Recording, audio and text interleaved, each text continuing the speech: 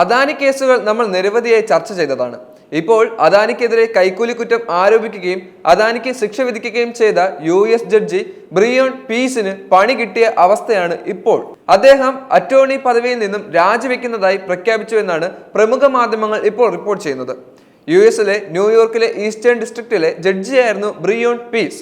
2025 ജനുവരി 10 മുതൽ ജോലിയിൽ നിന്ന് വിരമിക്കുന്നതാണ് ഇപ്പോൾ പ്രഖ്യാപിച്ചിരിക്കുന്നത്. അദ്ദേഹം യാതൊരു പ്രകോപനവുമില്ലാതെ പിടുന്നനെ എന്തിനാണ് US അറ്റോർണി ബ്രിയോൺ പീസ് അദാനിക്കെതിരെ കുറ്റം വിധിച്ചതെന്ന് എല്ലാവർക്കും അത്ഭുതമായിരുന്നു.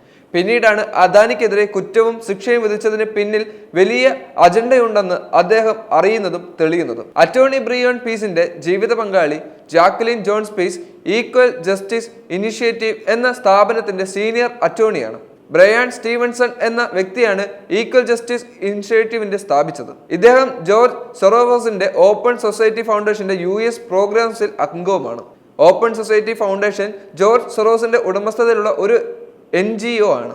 ജോർജ് സൊറോവസ് ഇന്ത്യയിൽ മോദി സർക്കാരിനെ അട്ടിമറിക്കുന്നത് പരസ്യമായി പ്രഖ്യാപിച്ച വ്യക്തിയുമാണ്. അദാനിയെ വീഴ്ത്തുക വഴി മോദിയെ വീഴ്ത്തുക എന്നത് ജോർജിന്റെ സൊറോസിന്റെ വിവിധ NGO സംഘടനകളുടെ ടൂളുകളാണ്. US പ്രസിഡന്റായി വീണ്ടും ജനുവരി 20 ഡൊണാൾഡ് ട്രംപ് അധികാരമേൽക്കുകയാണ്.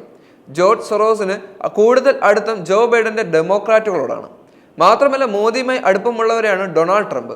ഇതോടെയാണ് ജോർജ് സൊറോസിന്റെ NGOകളുമായി ബന്ധപ്പെട്ടവർക്കെല്ലാം ഇനി ക്ഷീണകാലമായിരിക്കുമെന്ന് സൂചിപ്പിക്കുന്നത്. അദാനി ഗ്രൂപ്പിനെതിരെ കൈക്കൂലി, വഞ്ചനാകുറ്റം തുടങ്ങിയവ പല വിവാദങ്ങൾ കേസുകളിലും പങ്കുള്ള വ്യക്തിയാണ് ബ്രിയോൺ പീസ് എന്ന അറ്റോർണി. 120 രാജ്യങ്ങളിൽ ജോർജ് സൊറോസിന്റെ NGO സംഘടനകൾ പ്രവർത്തിച്ചു വരികയുണ്ട്. ഇവരുടെ പല ലക്ഷ്യങ്ങളിൽ ഒന്ന് അതാത് രാജ്യങ്ങളിലെ ഭരണം അട്ടിമറിക്കുക എന്നതാണ്. ഇതിന് സഹായകരമായ വിധി പ്രസ്താവിച്ച് എതിരാളികളെ തകർക്കാനും ബ്രിയോൺ പീസിനെ പോലുള്ള ജഡ്ജികളുടെ രഹസ്യ അജണ്ടയാണ്. ഇന്ത്യയിലെ വിവിധ സംസ്ഥാനങ്ങൾക്ക് വൈദ്യുതോർജ്ജം വിൽക്കാനുള്ള കരാറുകൾ ലഭിക്കാൻ ഇന്ത്യൻ ഉദ്യോഗസ്ഥർക്ക് കോടിക്കണക്കിന് രൂപ കൈക്കൂലി നൽകിയതാണ് കേസ്.